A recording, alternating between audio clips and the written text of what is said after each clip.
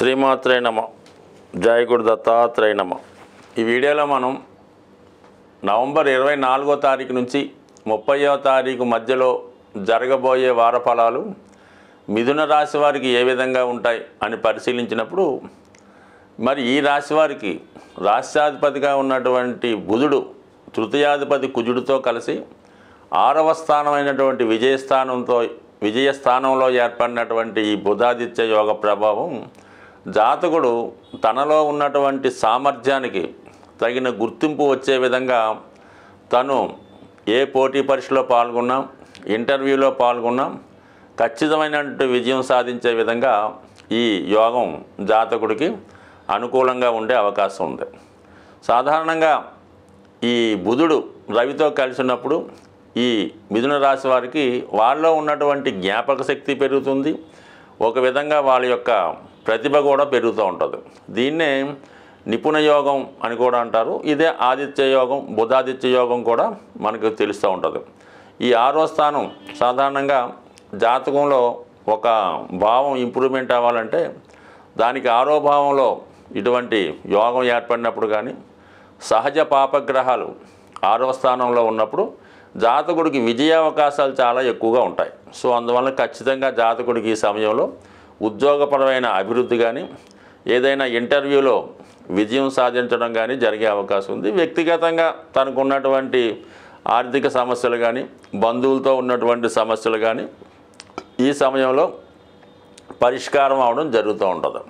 ఇక ముఖ్యంగా ఈ జాతకుడికి ఏంటంటే 7వ స్థానంలో శుక్రగ్రహ సంచారం, 5వ స్థానాధిపతిగా ఉన్నటువంటి శుక్రుడు 7వ స్థానంలో సంచరించడం ఒక విధంగా జాతకుడు తన యొక్క మనసులో ఉన్నటువంటి వారిని, ఇష్టమైన వారిని కలుసుకోవడం, వారితో సహజంగా తనకు ఉన్నటువంటి బాధలు కష్టాలు చెప్పుకోవడం ఈ విధంగా ఉండే అవకాశం ఉంది. అలాగే వివాహ విషయంలో కూడా ఇది జాతకుడికి సడన్గా అప్పటికప్పుడే పరిచయమైనటువంటి అమ్మాయితో ప్రేమలో పడడం, అది వివాహం వరకు దారితీసే అవకాశాలు చాలా వరకు ఈ శుక్రుడి యొక్క స్థితి చెప్పడం జరుగుతూ ఉంటుంది. అంటే సాధారణంగా ఏంటంటే ఏదైనా ప్రయాణం చేస్తున్నప్పుడు పరస్పరం పరిచయమైన వాళ్ళు మరి తర్వాత అది కొంతకాలం స్నేహంగా సాగి దాని తర్వాత వివాహంగా మారడం జరుగుతూ ఉంటుంది అన్నమాట. అంటే 7వ ఈ శుక్రగ్రహం ఉన్నప్పుడు ఇది మగవాళ్ళ జాతకంలో కలుగుతూ ఉంటుంది. అదే అమ్మాయిల జాతకంలో వేరే 7వ స్థానంలో పురుషగ్రహం లాంటిది వచ్చినప్పుడు వాళ్ళకి ఏదైనా ఈ విధంగా జరిగే అవకాశం ఉంది. బట్ అలాగే ఇప్పుడు 7వ వ్యయాధిపతుల మధ్య ఈ వారంలో పరివర్తన యోగం ఏర్పడింది. 7వ స్థానంలో ఉన్నటువంటి గురువు 12వ స్థానంలో ఉండడం, 12వ స్థానంలో ఉండవలసినటువంటి శుక్రుడు 7వ స్థానంలో ఉండడం వల్ల ఈ సమయంలో వృత్తిరీత్యా కానీ, లేదంటే ఏదన్నా అనారోగ్య రీత్యా కానీ భార్యాభర్తల మధ్య ఒక విధమైనటువంటి ఫిజికల్ ఎడబాటు వచ్చే అవకాశం ఉంది. లేదంటే తాత్కాలికంగా మరి భర్త కానీ భార్య కానీ ఉద్యోగరీత్యా కానీ, లేదంటే వాళ్ళు పుట్టింటికి వెళ్ళటం కానీ టెంపరీగా ఒక 10 రోజుల పాటు తాత్కాలికంగా ఎడబాటు వచ్చే అవకాశం కూడా ఈ గ్రహస్థితి చెప్పడం జరుగుతూ ఉంది. బట్ ఏదైనా శుక్రుడు 7వ ఉన్నప్పుడు కొత్త వారితో పరిచయం ఏర్పడుతూ ఉంటుంది. ఈ విషయంలో కొంతవరకు జాగ్రత్త ఉండాలి.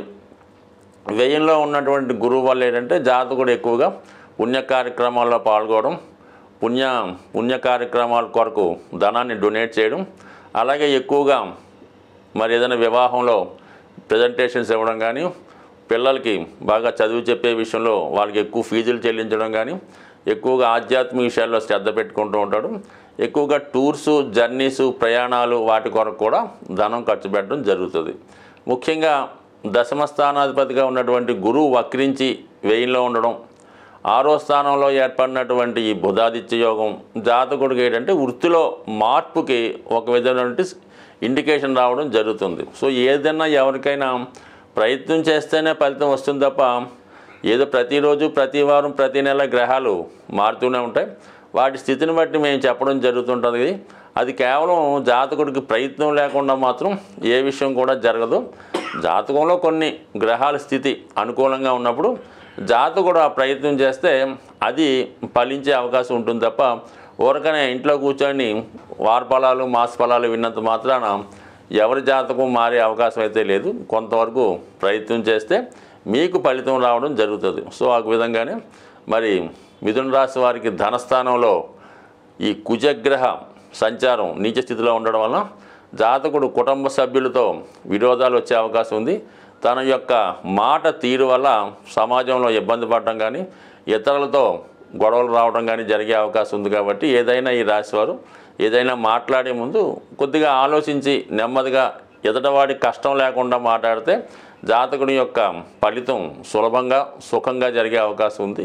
సాధారణంగా ప్రతి రాశివారు కూడా ఏదో ఒక అదృష్ట వస్తువో అదృష్ట రత్నమో ధరించడానికి ప్రయత్నం చేస్తుంటారు. దాన్ని అవకాశంగా తీసుకొని అటువంటి వాటిని క్యాష్ చేసుకునేవారు కూడా చాలామంది ఉండడం జరుగుతూ ఉంటుంది. కానీ ఏమాత్రం ఖర్చు లేకుండా సులభంగా మీకు సంపదనిచ్చే కొన్ని విలువైనటువంటి వస్తువులు మీకు చెప్పడం జరుగుతుంది. అందులో ఒకటి ముఖ్యంగా మనకి లక్ష్మీప్రదమైనవి అదృష్టాన్ని కలిగించేవి గోమతి చక్రాలు. ఈ గోమతి చక్రాలు మీరు ఒక 11 సేకరించి మీ యొక్క క్యాష్ బాక్స్లో పెట్టుకోండి. లేదంటే మీరు పర్సులో ఒక గోమతి చక్రం పెట్టుకోండి.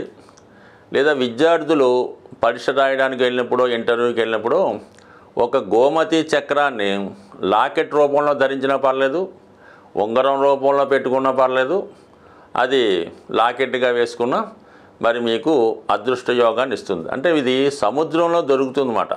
మనకి సముద్రంలో పుట్టిందే లక్ష్మీ అమ్మవారు, సమస్త వస్తువులు అక్కడ దొరికాయి. కాబట్టి ఈ సముద్రంలో దొరికినటువంటి శంఖాలు అలాగే గవ్వలు ఈ గోమతి చక్రాలు కూడా ఖచ్చితంగా లక్ష్మీప్రదం లాంటివి. కాబట్టి కేవలం ఇవి ఒక గోమతి చక్రం 10 నుంచి 20 రూపాయలు మించి ఉండదు. ఇది ఖచ్చితంగా ప్రతిఫలాన్ని ఇచ్చే రెమెడీ. లేదు మీ పూజా మందిరంలో అయినా ఒక గోమతి 5 చక్రాలు పెట్టుకొని చాలు.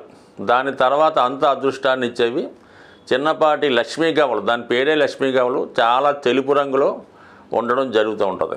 ఇవైనా సేమ్ గోమతి చక్రాలా పనిచేస్తాయి. కనీసం అవి 11 కానీ 5 కానీ మీ క్యాష్ బాక్స్లో కానీ అలాగే మీ యొక్క వాహనంలో కానీ అలాగే మీరు మీ యొక్క బట్టలు దాచుకునే బీరువాలు ఎక్కడ పెట్టుకున్నా అవి మీకు లక్ష్మీప్రదంగా పనిచేస్తూ ఉంటాయి.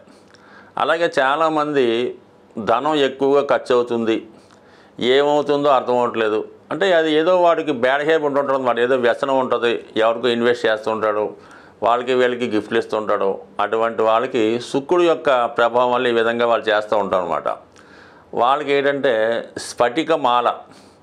స్ఫటికమాల అని దొరుకుతూ ఉంటుంది. కనీసం 500 మంచి ఒరిజినల్ దొరుకుతుంది. చిన్నపాటి పూసలు అవి చాలా చల్లదనాన్ని ఇస్తాయన్నమాట.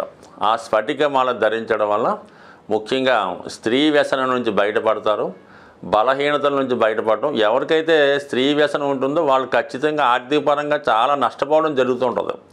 దాని నుంచి బయటపడే విధంగా ఈ స్ఫటికమాల ఉపయోగపడుతుంటుంది. ఇది కూడా చాలా తక్కువ విలువతో కూడుకున్నది కాబట్టి అది కూడా ధరించవచ్చు.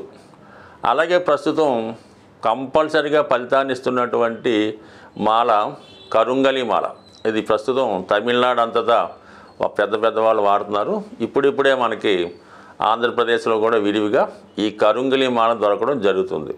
సో ఈ మాల యొక్క ఖరీదు అంటే అది చెట్టు యొక్క దాని మొదల నుంచి తయారు చేస్తూ ఉంటారు.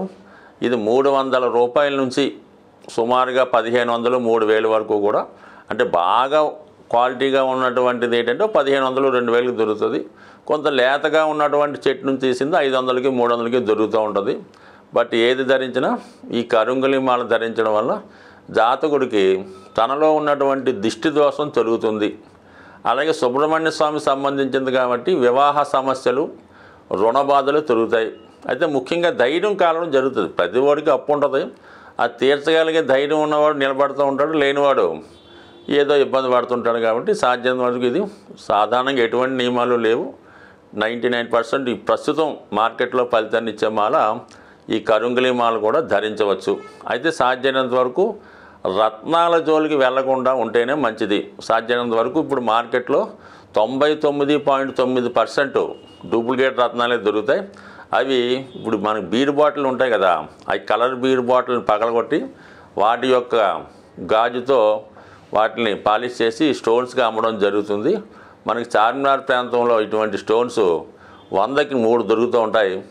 అటువంటి భ్రమలో పడకుండా 90% జాతి రత్నాలు, జాతి రాళ్ళు, రంగురాళ్ళు పక్కన పెట్టి ఈ సింపుల్గా ఇప్పుడు చెప్పినటువంటి ఈ మరి తాంత్రిక వస్తువులు అనొచ్చు, లేదంటే విలువైనటువంటి వస్తువులు పెట్టుకోవడం వల్ల ఇవి చాలా ఆచారంగా పూర్వకాలం నుంచి వస్తుంది. కొద్దిగా నమ్మకం ఉంటే చాలు, అన్నీ మీకు లక్ష్మీప్రదమే అవుతుంది. స్వస్తి.